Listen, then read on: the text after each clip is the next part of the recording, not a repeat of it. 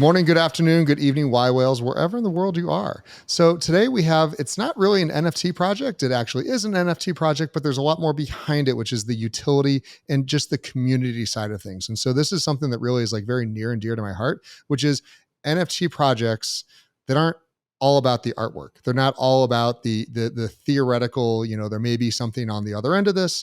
There's actual utility right off the bat and a lot of foresight that's gone into that. And so I'm here today with Mr. Eric Sue of Leveling Up and Heroes. And Eric, let's just go ahead and start off with the backstory. What was kind of your first exposure into cryptocurrency blockchain and really got you interested in this asset class? But for you, it kind of almost goes a little bit before that, because Leveling Up Heroes isn't something you just came up with. It's an evolution of what you've been doing for a long time, correct? Totally. Yeah. And first and foremost, thanks, Jay, for having me on this wonderful Y Whales podcast. Yeah, I guess, my background is so I played a lot of games growing up, right? So I was very much in the metaverse as like an 11 or 12-year-old. I went so far in games. Gaming's made such a big impact on my life that I wrote a book called Leveling Up, which is I have the German version right here, the German version right here. So you know I released the book in February 24th, 2021, and that's actually about 2 months before I bought my first NFTs, which were a group of Mooncats. And so picked up a couple of Mooncats, and then a couple months later I was like, okay, I heard about this CryptoPunk thing, and I ended up picking up two, and then I kind of never looked back from there. That's kind of a journey around the NFT side. I do want to answer your question around the journeying into cryptocurrency. I when people say they bought Bitcoin early, it's like, are you rich? I certainly am not rich. I bought my first Bitcoin in 2013, and I like bought it for like $300 and sold it for like, I don't know, a couple thousand or something, and that's Yeah. it. And then in 2016, I saw Ethereum. I was like, man, this is going to be really big, and I wish I could have gone all in at that point. But yeah, I think it's to me, it's just the new layer of the internet. I don't think we're going to be saying Web3 in 10 years. It's just that's how we say it right now. Yep. But yeah, man, I I'm all in on this stuff. I would bet my life on this stuff. I would go that far. And yeah, I that's kind of the early journey into crypto for me.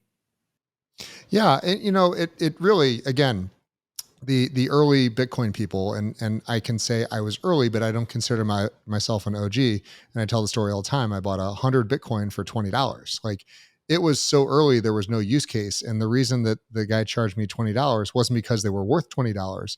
It was just what needed to charge something. And so, hey, I don't know, here you go. These things that of which there was thousands, tens of thousands, hundreds of thousands floating around buying pizzas and nonsense at that time. And so, it was never something that a lot of us early on said like, oh, here's the currency of the future, or anything that will hold actual value. But yeah, I mean, to at least have the exposure early on and the thought, it does take some time. And I was the same as you. When I first was like, okay, here's smart contracts, and that was the first time I go, okay, now it's interesting. The thought of like just digital currency was kind of boring. It's like, okay, well, great, the government will do something, or that's kind of hard to deal with. But now that there's dApps, and everything else, there's a lot there. Why did you choose though? When you what was the thing about NFTs that kind of got you to say like you're hooked? Because Mooncats and CryptoPunks today are very different than they were just a couple of years ago. Yeah, I think for me, it's the only physical collectible I have is like a Charizard Pokemon card. That's all I have. To me, I try to be practical. Like, I don't want to have a bunch of stuff. I'm too lazy for that, right? To me, coming from a gaming background, I would pay a couple $1,000s for a sword. I worked a couple weeks to get when I was about 11 years old or so. So I understood kind of the value of trading game items and also armor. Right? Like, I remember when I was in 8th grade, I sold like a helmet for $3,000 in a game, a freaking helmet, right? So I see the value in this stuff. I see the value in collectibles. I'm like, this is it. Gaming NFTs will become huge, I believe. Yep. And it kind of is like the intersection of business and gaming. So I'm like, this to me, it's native to me. It speaks to me. I think there's so much you can do with it. I'm happy to talk about all the different use cases that I see happening long term. So Absolutely, yeah. Well, and let's get into that a little bit in the future. But let's dive into Leveling Up Heroes and a little bit about what the platform is, and then the utility NFT side of things, if you don't mind. Sure. So Leveling Up Heroes is a personal growth NFT. And more specifically, the primary utility is it's a mastermind, right? You can think of a mastermind as an event where you have like-minded people get together. And a mastermind isn't necessarily an event with thousands of people. Sometimes, you can get with 100 or 150 people that are, at the same level, and you just see magic happen. And the reason why I decided to create Leveling Up Heroes was because being in different groups like YPO, Singularity University, TED, and also joining, these actual mastermind groups, I'm like, you know what? I've seen the magic that happens when you're able to connect and kind of collaborate and then also elevate each other. And I want to be able to do that for myself. And I've done a handful of events and masterminds over the last couple of years, but I want to be able to tie it to an NFT. And I thought it would be really cool if we would be the first kind of actual NFT that actual like mastermind NFT. And we actually did our first event in Austin 3 weeks ago. So I think we accomplished that. But that's what it is. It's for us. There's and I'll share the high level right now. It's we're looking for people that are founders, creators, investors to join this group.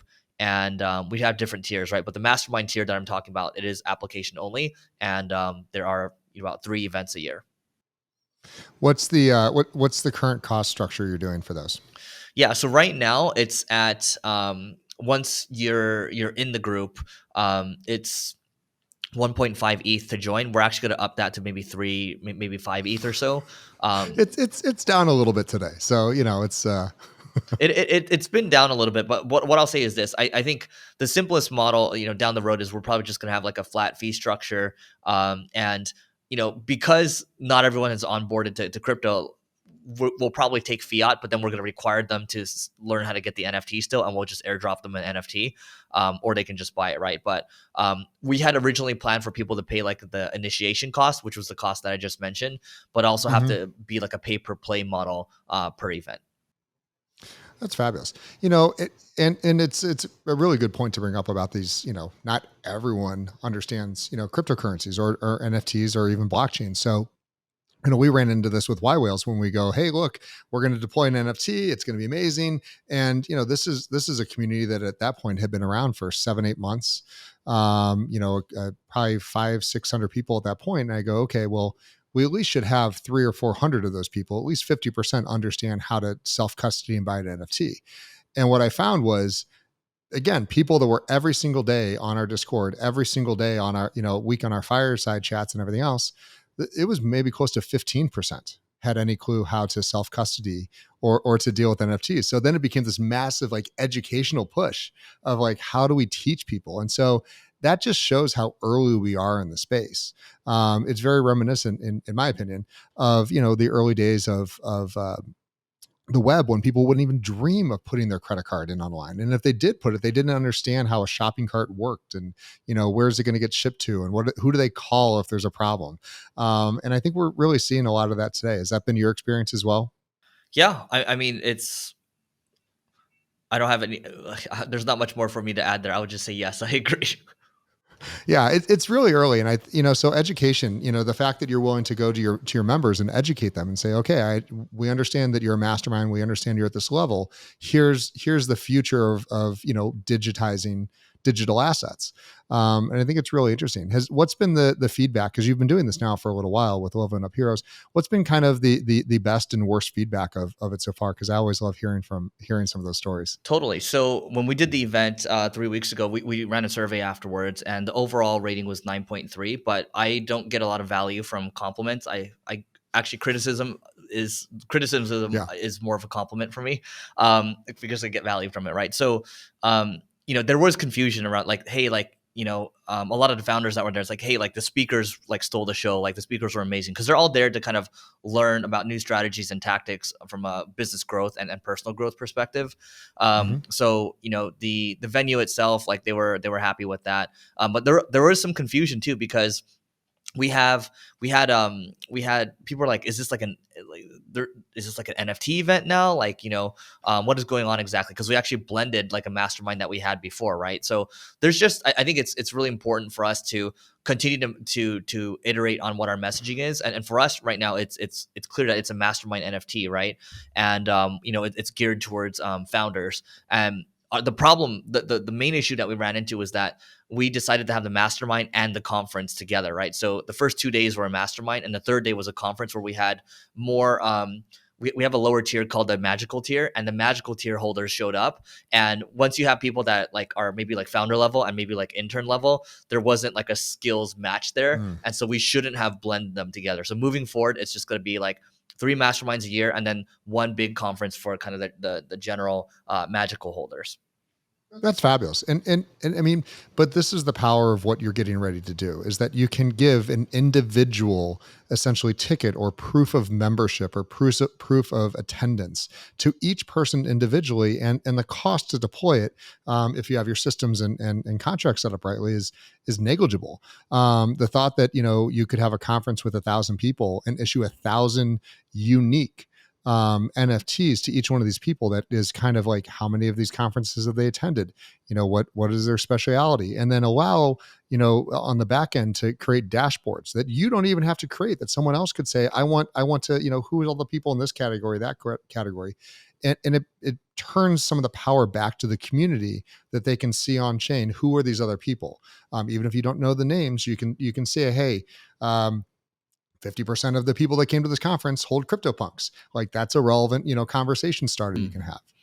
Yeah, what's interesting, the conference that we're going to next week, Permissionless, they have this, they use NFTaccess.app, and that's, I thought it was fascinating because it's the ticket, like they'll verify you and then they'll give you the ticket in there, and you can actually scan and get your ticket on Apple. So Yeah. Yeah. What did you, and by the way, I loved the entire Permi, what they did, so Blockworks and Permissionless, they did, what's called Permies. And for anyone who doesn't know, they issued, I think it was 555 of these. They are lifetime tickets to any of the permissionless conferences, which is run by Blockworks. So it's not they're a relatively large company at this point. I wouldn't say blue chip, because there's not much blue chip left in the market today. For anyone who's listening kind of later, this is, I believe, May 12th. So yesterday was Luna disappeared. And, but the idea that, hey, it has a utility on day one, so that's it's VIP access into the conference. There are some special parties for these holders, and instead of it just losing its value and saying like it's no longer relevant, like that, it's a general admission pass, really going forward. They did sell them for, I think it was about 1.1 ETH a piece. The peaked right around 7 or 8 ETH. When people kind of finally realized what it was. But I thought the number was correct. There's so many people trying to do thousands and tens of thousands of these NFTs. And Eric, you and I share the same passion for communities. And I think that, it's quality over quantity. Yep. Yeah, people end up staying for the community at the end of the day. It's a retention mechanism, and for me, I'm not interested in any short term cash grabs. You aren't. Anybody that's part of the Y Whales community, it's just not how we think, because we know the way to grow a business is long term. So I just know that when I'm able to find like minded people, just long term, like all the things that we're going to be able to do. Forget about trying to win their business or whatever. It's just if people actually like you, like it just goes way further, and you just never know what's going to happen, right? So it's the serendipity that happens when you're able to create moments like this. So you've been doing, obviously, I want to jump back over to kind of leveling up heroes, because to me it's again everything that I believe that Web3 is about. It's a community, and a lot of these people don't know each other, which is a little different than Y Whales. And Y Whales, a lot of the people know each other or have known each other, know of each other, and now they're just in a community of which they're able to interact in a more fluid manner. Leveling up heroes, though, you've kind of got a little bit of the opposite. Most of these people have maybe heard of each other, but have never communicated or interacted in any other way. What do you find happens when you put them either in a Discord server or online chat, as well as bringing them in person? It's funny. A lot of the people in this leveling up heroes epic tier, that's the mastermind tier, they're 7 to 9 figure founders, and a lot of them don't have a ton of crypto. And in fact, like this NFT is the first one that they ever got. So asking them to get join a Discord is like I don't know, it's tough, right? So Yeah. we just getting them to use Telegram or WhatsApp is actually much easier. So that's how we communicate. But in general, after they go to the first event and they meet each other, they become friends quickly. And there actually are a handful of YPO and also EO people that are in the group, so they already understand kind of the power of community. Yeah, I mean, absolutely amazing. The roadmap that you have for everything that you have that's coming up for you guys this year and beyond seems relatively, and I hate to word this word, like well within your wheelhouse. Like I didn't see any stretch goals on here. Is there anything that in your mind you haven't put on the roadmap because it's one of those you'd rather under promise and over deliver, or kind of what's your long goal on this? Yeah, like even this week, actually right before this call, I'm lucky I got out of that project. It's one of those anime related projects, so I'll just leave it at that. Um, and it just shows how important it is to I think there's you have to know who you're working with. You have to understand the team. What have they actually accomplished in the past? In this case, they've accomplished some negative things in the past, and I think if you're over promising on your roadmap, that's already a red flag, I believe. And if you're not kind of revealing who you are as a team, that's another thing too, right? To me, this is like angel investing. Yeah. And so I that's why for us, I think it's important that we, to your point, under promise and over deliver, right? Like if anything else comes in, it's going to be a surprise. So like people were asking when we were launching, they're like, when are you going to do the game? When are you going to do when are you going to do like a private parties and all that? I'm like, no, we're just going to do these masterminds and like that's it. And then every now and then we might do a dinner and that's it. And then I might share some alpha here and there, but I'm not gonna. I don't want to disappoint. Yeah, and we hear the same thing all the time. Why whales? We have NFTs on chain. We're getting ready to launch our generation twos on another chain, and to us, we use it as not just proof of membership and all these other things. We like. I mean, it's we did Ethereum, we did Polygon, our new ones on Solana, and each iteration, it's about going out and exploring and then being able to share with our community what was the experience of that development, because it's incredibly expensive, as you well know, to do these things. And so kind of the experimenting that you can do and share with the community when they say, hey, how did you do this, what worked, what didn't work, has a ton of value so early on now. And I'm sure you get the questions all the time of like, how did would this work for their company? Yeah. And we do have a lot of companies reach. So the main business I have is an ad agency, and there's a lot of brands reaching out and saying like, how do we do this? How do we do this? And actually, I'm smart enough. They're all just trying to under promise. They're just trying to release like a picture and just ride the trend of NFTs. But yeah, I think it's one step at a time. For us, we wanted to make sure that we got the event right. And if you do the event right, and once you start showing pictures to the outside community that you can actually execute, that's worth its weight in gold, because 99% of the projects out there can execute because they're focused on making short-term money. Yeah, and again, I talk about it all the time, and this is your podcast and your show, and so I'm kind of, again, we're so aligned. It's kind of hard for us to interview each other in this capacity, but my core thesis is for why whales as we grow is that communities, properly formed under things like DAOs, which again, very early in the technology phase, will have just as much, if not more, power than Fortune 1000 companies do today.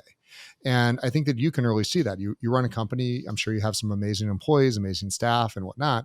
But the difference of having the passion and engagement of a community is one of those things that you can see that if you don't have a founder like yourself that really has the temperament to be able to absorb that level of energy and distribute it evenly and cautiously over the community, you run into some real power grabbing egotistical things that we're seeing across Web3 right now, because it is a immature and very early phase. Do you feel that level of difference of your community versus your company? Yeah, I would say the good news is they're kind of similar, and they're also kind of different. Like we did establish, like, if you're going to be a part of this community, we have our core values for leveling up heroes, and like we'll kick you out of the group if you Yep. violate it, right? For example, if you're like a mean person, but you know there are people in here that are, I mean, I would just say the level is different, right? You have people that are professionals in the company, and then you have people that are maybe, starting out in their career. They're all at different walks of life, right? Like we were just talking to um, former guests of your podcast, Matei and Kat, and they made a good point. It's like, if you have the money, anybody can buy a Bored Ape, right? But there's no filter, and that actually leads to potential dilution of the brand, right? So I think it's a little more difficult to keep people aligned because everyone has different values. And so, at least for our Epic tier where we're controlling the group, maybe it's 100, 150 people or so, that will be, I think we can get much more alignment quicker. I think with the broader audience, with the magical tier where we have a couple thousand or so, that will be more difficult. So I don't envision us ever being like completely fully aligned, but that's fine because it's a much larger group. Yeah, and there's nothing wrong with tiers. There's nothing wrong with kind of putting people into various buckets, because there's been enough studies over enough decades about how many people you can effectively interact with. And even when you go and say, look, on a global scale, here's a variety of online tools, you still can only chat so many hours a day. You still can only follow so many conversations. And so I think your approach about it is entirely correct. And I predict, and whether I'm right or not, you'll end up, kind of dividing the people into those larger groups into smaller sub buckets based on interest or geography or other conferences they attend to, or allowing them to kind of self filter themselves out. So what else? Yeah, I want to talk about, kind of, let's go back to gaming, because it's your passion of yours, and what got me into the first Bitcoin purchase I had came from Eve Online. So I entirely So if anyone has ever played, these massive online games, there's a lot of action and then there's a lot of downtime. And so with Eve Online, you would have these, they're called corporations, and you would have alliances and everything else. And there would be times where there's, dozens to hundreds and sometimes thousands of people sitting around for hours doing nothing, from all walks of life, from all over the world. So to me, it was one of the first exposures I had to kind of a global potential, kind of community that was wrapped around this game. Now, again, you're locked in, you're paying a subscription fee to the game developer. Well, what it was is, real money trading was banned. It's illegal. If they catch you doing it, you're totally, they'll ban your account, kick you out, and whatnot. And so there was some people that were doing it with Bitcoin, and they were talking about it, and it was really designed for, again, there's no monetary value. It was just they were using them back and forth. And so one night, one of the guys just said, "Hey, I'll walk you guys through. Who wants to do it? We'll walk you through how to create a wallet." And I'll for $20, whoever wants it, I'll send you some coins. And so I just said, great. And we, as my little spaceship was floating out in space doing absolutely nothing, we logged in. And it was actually Stephen Pear, who's the founder of BitPay, that finally was able to kind of help me remember what in the world I was doing. Because now, to be clear, I bought the 100 Bitcoins for $20. And then when I upgraded the computer, maybe a year or so later, just threw them away because I had no idea, what to do with them. And I didn't know anyone else that even knew like what they were back then. This is early 2010. And what Stephen was able to help me remember is there was no wallet. I was actually logging in to an actual Bitcoin node to interact with a wallet, which is why it was so complicated. And I never could figure out, I had my address, but I had no one else's address and no one wanted them. So it was kind of like one of those things. But, you think about, again, that was an early community that was able to teach me something. I didn't learn anything obviously from it. But it provides exposure into things that you may or may not have ever known.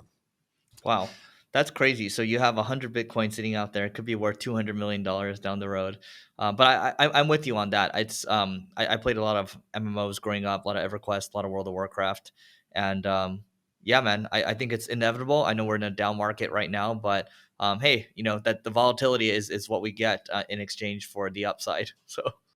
Yeah. So when you think about the gaming and what you would do, with all those the shields and everything else, if you actually own them, they were in your wallets, and they were also cross compatible, with games. Would you choose games that have cross compatible assets versus those that are siloed, like they are today? I would. So there's if those of you that can see the video, let me point a little closer. So that's one of the NFTs. That's one of the profile pictures I have for leveling up heroes. That character is known as the Wanderer. So I used to play a druid in EverQuest, and druids are very versatile, right? They can teleport, they can heal, they can do damage.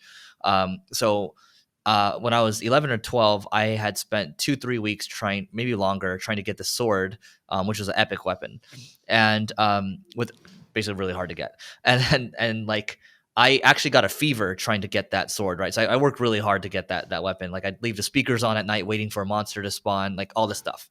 And so that one has sentimental value to me, and I just want it for its aesthetic. And like I would pay a couple $1,000s for that to display it as an NFT, or if I ever play another game, be able to have that as a as a sword, right? Like or show it off.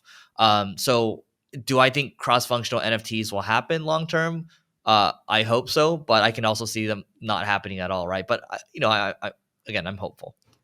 And it's funny as we talk about this, I really haven't thought about it in a long time with Eve. I still have one or two accounts that are active that I haven't played in years and years and years, but I keep those active because that's the only way to keep my assets, that I did spend years, with all these spaceships and these weapons and, all these characters and accounts and everything else. And I don't care about training, doing any of the gamified stuff anymore, but I have an actual connection to these. And usually about once a year or so, when when I get the email saying like your subscription has been renewed for another $100, it's like I will just log in and just kind of look through my armory and just be like, okay. And sometimes I'll take a spaceship out of one of the stations and look at it, and it means something. And to be honest, now that we're talking about going through with it, same as your sword, I would love to be able to have that in a wallet or in something that other people could see, because it would spur conversations. And it happened the other day on Y Whales.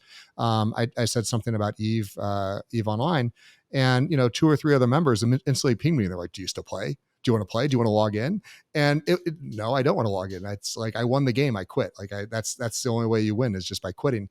But it really says something about you. It says something about what what kind of level you got to in that game, that you did spend time, and it creates a commonality that you would never put on LinkedIn or Facebook or anywhere else. Yeah, whatever you spend money on really says who you are, right? Like there's that NFT over there, the ships you bought. There's that, those of you that can see that statue over there. Like I bought that's a Warren Buffett bust, right? So it reminds me not to be stupid, but B, like there's value in all the learnings, right? So yeah, sentimental value. I think human beings we're weird in that way. So That's awesome. So what other communities have you joined that kind of got you inspired to do what you did with leveling up? And I know you're in marketing, so you're kind of, this is the stuff you look at all the time. yeah, so obviously we're in YPO. I was an EO previously.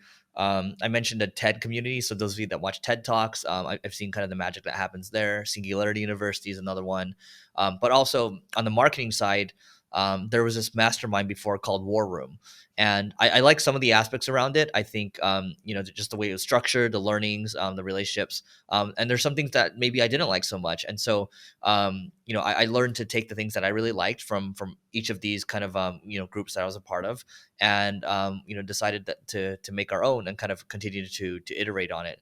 So yeah, I can't say enough about these because our, again, Uncle Warren says that the biggest investment that you can make is in yourself. And so when you're investing in education, which is AKA these groups, it's the long-term benefits are kind of a no-brainer. So Yeah, I mean, and I will always continue to say over and over how early we are.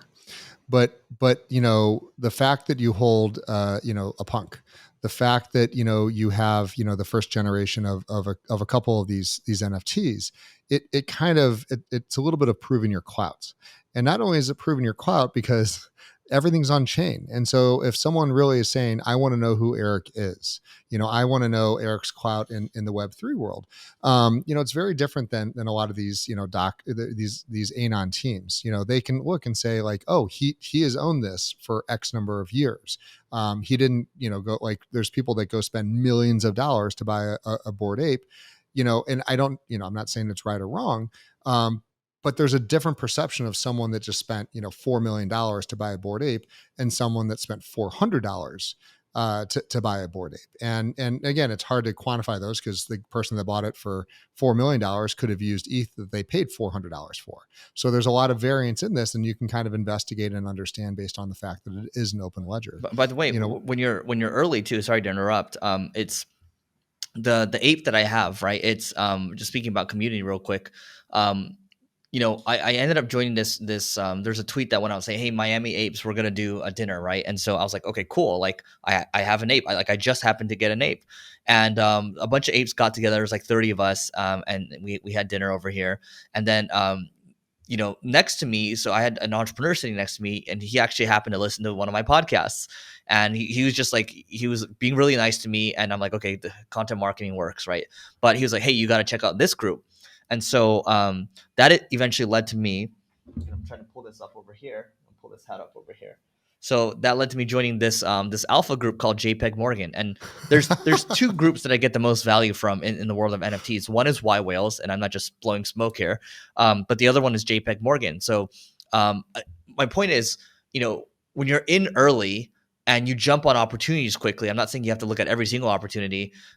You like serendipity just leads you to all these things, and being in this group has led me to all these other opportunities and all these other collaborations, and being in Y Whale is kind of same deal too, right? So that's kind of the early benefit of getting in early. Not only do you get to buy in early, but you get the kind of the early community as well, which I think is arguably worth more. Yeah, I mean, we are going to see the evaporation. We're seeing the evaporation of an entire level one today. But we're going to see most of these JPEGs and just garbage NFT projects of from a Anon team promising the world and the moon and the stars will disappear and go to zero. In fact, I think most of them already did over the past week.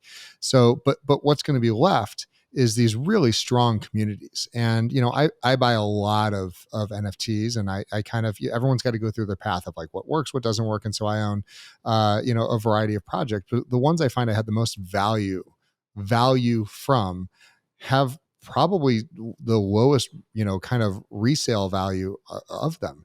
So something similar to, Leveling Up Heroes, it's a, you have to apply, there's an NFT, the NFT costs money, but I'm not buying it because I want to resell it later.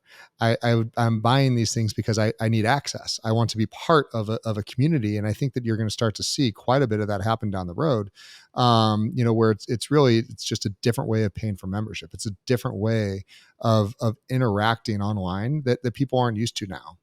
Yeah, I think, look, it's to your point, it's we're not even in the first inning right now. I think it's, we're kind of playing baseball with my friend used this analogy, we're playing baseball with sticks right now. And so I mean, this, people like to compare it to the early days of the internet. I would say yes.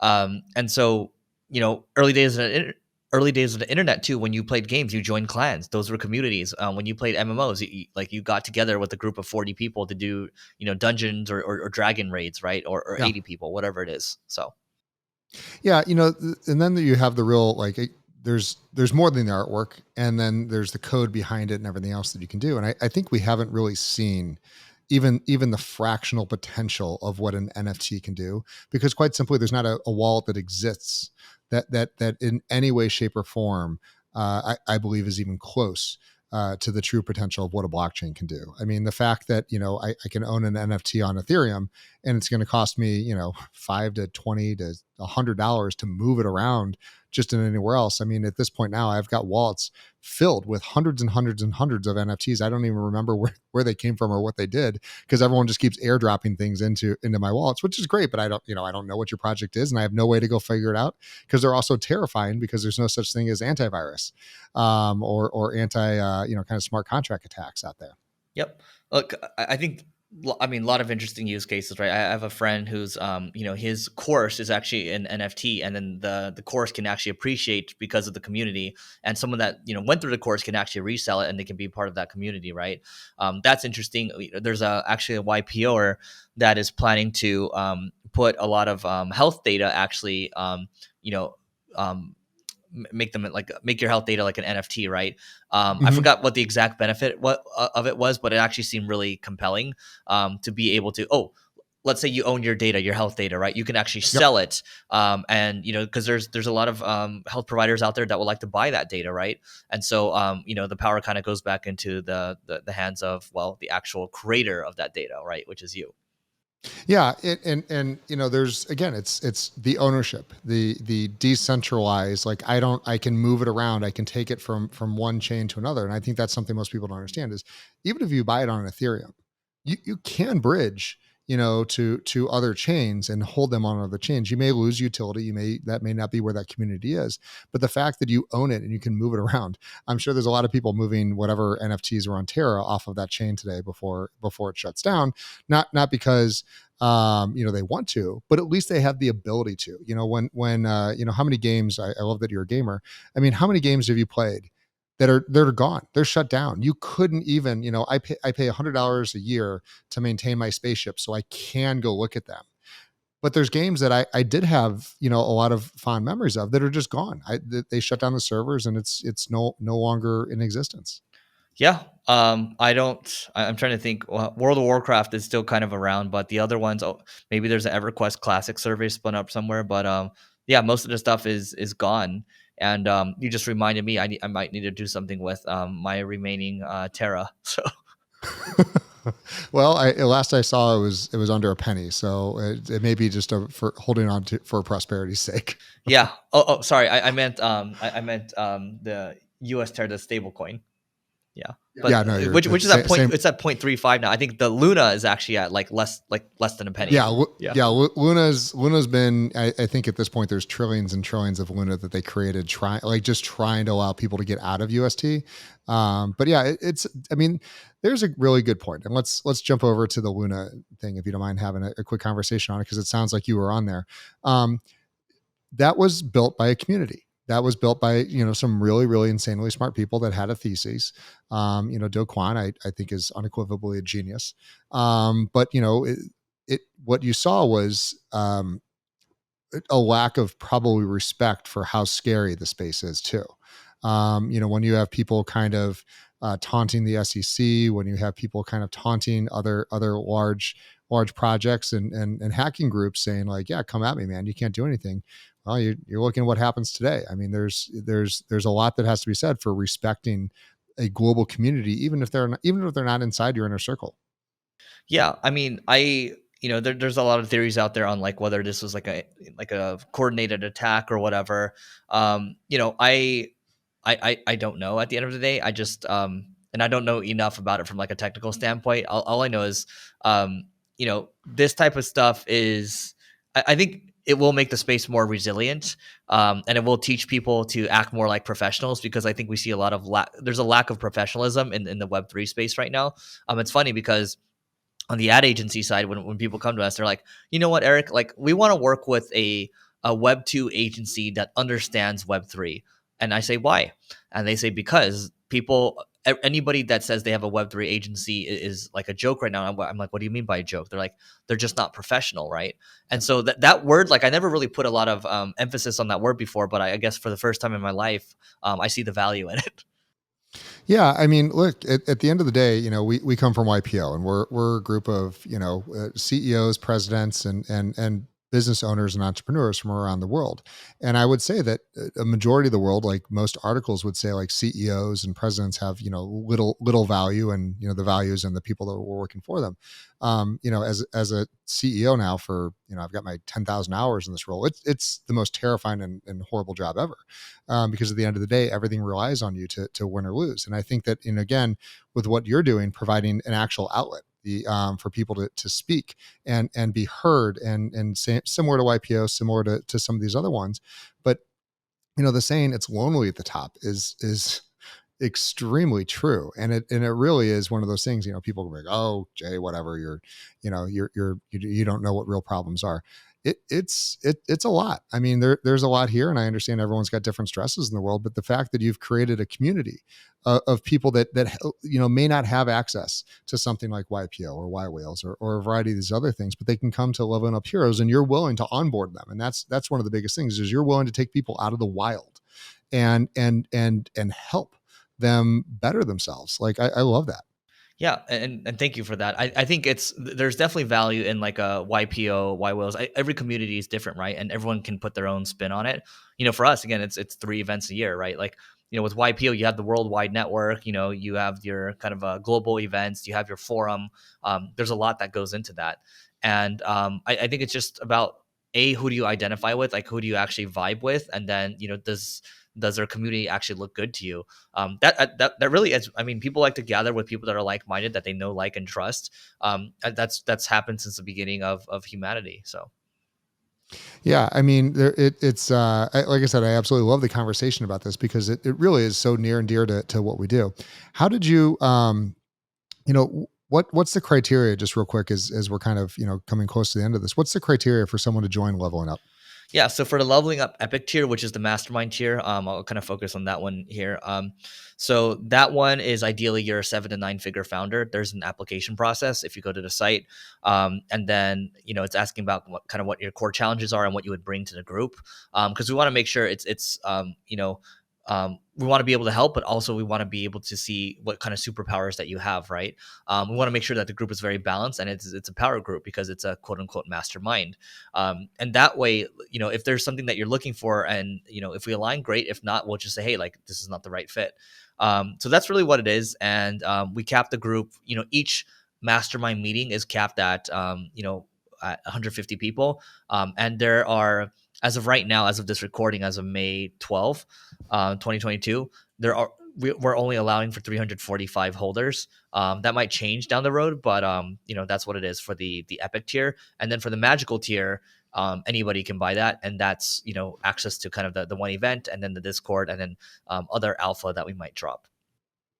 Again, it's such an amazing thing because the amount of time, energy, and effort that you put into, and you're not just, again, you have people that aren't Web3. We talked about that earlier on the show. So there's some people that are having to understand this. So you're providing the value of not only, the resources of the convention or to the community, and, these talks that you're doing multiple times a year, but you're actually educating them on what's on the future of digital assets. So, which is a challenge in and of itself. Yeah, and the other challenge is educating people on Web3 in this space, but also making sure that we balance it with people that are business pros, right? So for our next event, we have some kind of key opinion leaders in the world of business coming to speak, but also I want to balance that out with Web3 people, right? And so it's an interesting balancing act that I have to go through right now. But I think once everyone's onboarded, I think we won't have to worry about that as much. So. How many? What's the size staff it takes to run Leveling Up Heroes? Yeah, right now the team, and we're actually meeting in about 40 minutes over here. I think there are around 8 or 9 people on the team right now, and Okay, it's really strong group of people that actually, like, they all own NFTs and they're really deep in the space. So that's big. that's fabulous. So my favorite section of this is the alpha drop section. So as everyone knows, there's no financial advice here. Do whatever you want. But you are an avid NFT collector. You're an avid trader. You and I have talked about some of your DeFi, endeavors you've done over the years. What are you seeing out there that's just really captured your attention recently? Yeah. So first and foremost, I don't really trade. So that's why I have the Warren Buffett bust. It just remind me to not be a dumbass. So I'm largely a buy and hold type of guy. And because I just want to, if you're not going to hold it for 10 years, don't even hold it for 10 seconds. So I've really only sold, I think, 3 NFTs. I sold a Proof Collective that I bought for 2 ETH. I sold it for 30 because I thought it was overvalued, and then it shot up to like 150 or so. Now it's gone down, so who knows what will happen. And then I sold one of those anime NFTs, which will not go named right now because of what happened in the past week. But largely, like the ones that you mentioned earlier, like when I look at NFTs, I look at from a marketing mind. I'm like, okay, is there a community? And do I believe in this project for the long term? So when I bought into Apes, obviously there's a community there. When I bought into World of Women, when I bought into Doodles, like those all have a strong community, and even the one that I sold recently, like strong community, right? Proof, same community as well. The CryptoPunk I own, that's more art history, but I want to make sure that even if it goes to zero or we go through like a long bear period, that there's a group of people there that I can line with, because the community is the retention mechanism at the end of the day. So that's what I'm interested in. I mean, right now I do have an OpenSea tab open because the Clone X is just dropped like to 12 or so. So I'm like, okay, I'm on all these NFT alpha groups, and there's like clones, like there's this, there's that. I just try to focus on ones that I think have blue chip potential for the most part, and in some cases I'm just supporting friends from time to time. And then largely on the investing side, long term, do I believe Bitcoin's going to be around in 10 years? Yes. Ethereum, yes. So largely I dollar cost average into those, and then maybe a little bit into Solana. I still believe in Chainlink, into Avalanche as well. So those are kind of the main things. Yeah, and listen, there's no right or wrong. I think what we're seeing right now is with this crash, to me, it's proof of work versus proof of stake, and we're seeing proof of work just holding strong compared to the proof of stake, alts, which again, for all the promises that they have of lower energy and faster everything, they're also sinking faster than anything else. So there's a lot of reasons for that, but when you're in the marketing agency, and I want to ask this question real quick. I see it all the time. I consult on 5 to 10 projects a week.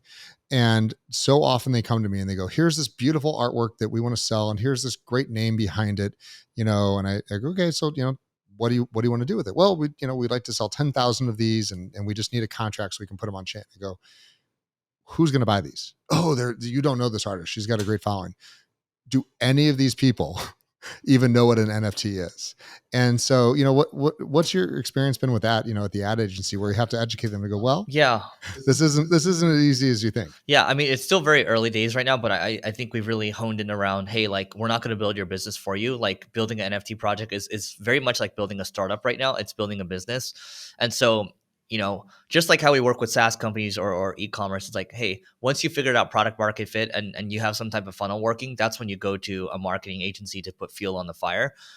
Right now, there is no fire, right? And so, when we're going to work with an NFT project, we look for a project that's post sale, right? So we say no to the vast majority of pre-sale projects, unless it's like a large brand and has a lot of potential and they have resources.